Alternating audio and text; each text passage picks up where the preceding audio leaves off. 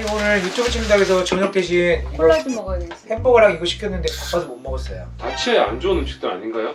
네 콜라 좀 맞아요. 먹어야 되겠어. 먹고 양치질 하면 되지. 내가 그랬잖아. 맨날 먹고 싶은 콜라, 커피 마음껏 드시고 3분 내에 양치질 해주세요.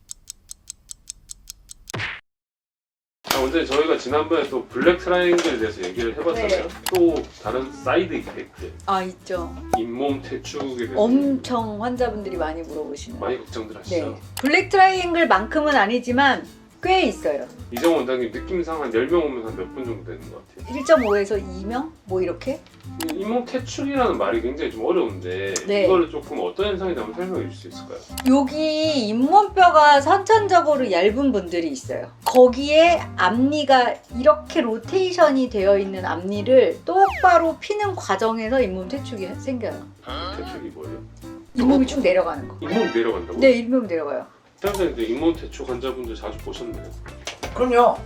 교정 환자뿐만 아니라 잇몸 질환이 있는 분들은 잇몸 퇴축이 일어나죠. 잇몸 퇴축이라는 것은 치아 머리에 잇몸이 딱 이렇게 정상적인 모습을 보여야 되는데 자꾸 내려가니까 결국 치아 뿌리가 드러나게 되는 거. 아 되게 별로겠네요. 당사자 환자분들은 다들 싫어하시고 대부분 그래서 이제 나이 든 중장년층 어르신들은 칫솔질하거나 찬물 먹으면 너무 시려요 이런 경우 있잖아요.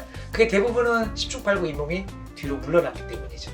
그래서 이제 이거를 보시면요. 이게 순차적으로 요 치아가 제자리로 펴지면서 이런 식으로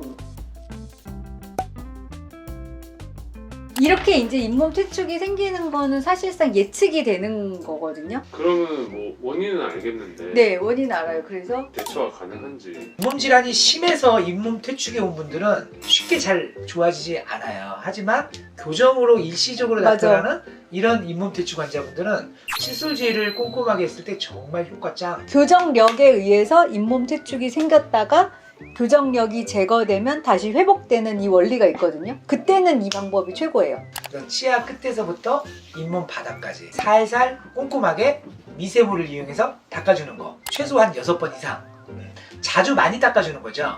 그러면 그 미세한 칫솔모가 부드러운 잇몸을 자꾸 자극을 해주니까 일종의 마사지 효과를 줘서 교정이 어느 정도 딱 안차게 되잖아요. 그러면 잇몸이 내려갔던 분이 다시 올라오는 경우도 많아요. 자동으로요? 네, 혹시 그런 케이스가 있나요? 있죠.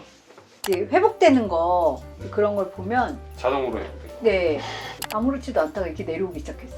그냥 자기 저절로 내려와. 더 내려왔어요. 네. 근데 이제 오히려 장치를 붙이고 교정을 시작하고 나서부터 엄청 좋아졌어요. 이 사람 진짜 좋았다. 네, 환자가 사실 이때 얼마나 놀랬겠어요.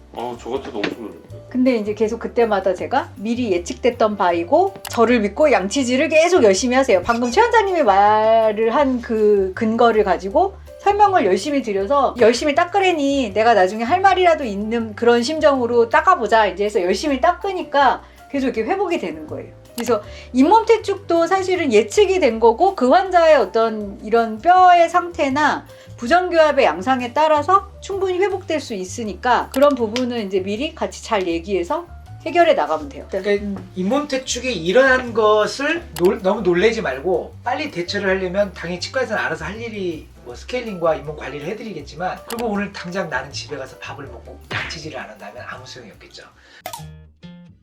잇몸이 내려간 부분을 다시 이렇게 입천장에서 잇몸 살을 떼다가 여기를 이불 덮듯이 덮어주는 잇몸 이식이 필요해요. 이거 같은 경우는 수술의 난이도라든지 비용 같은 경우는 어떻게 될까요?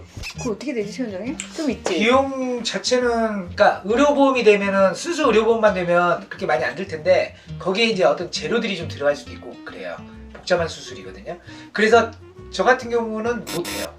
이거는 치주과 전문의가 해야 되는 하지만 잇몸 수술이 전문의에 의해서 시행이 잘 되면 의외로 예후도 굉장히 괜찮고 오래 가게 되고 그래요. 이거 교정하다 생긴 건데 제가 또 다른 병원 수술하고 와야 되나요?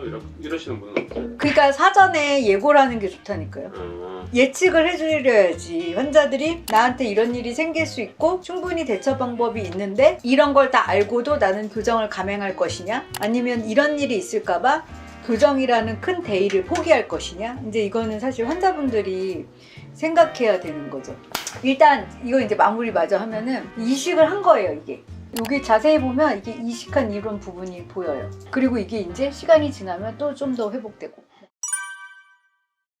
앞서 말씀드렸지만 정말 청결하게 꼼꼼하게 잇몸을 닦아주는 잇몸 칫솔들이 제일 중요하다. 전동 칫솔은 안 되나요?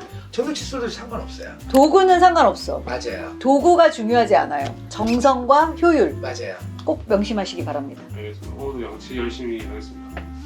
안 할 거잖아. 그래놓고 언제 구강검진 다시 한번 해봐야 돼요. 지금 예전에 충치 뭐 열 몇 개 그래요. 자 그러면 안녕. 안녕. 빨리 가 페이드 아웃.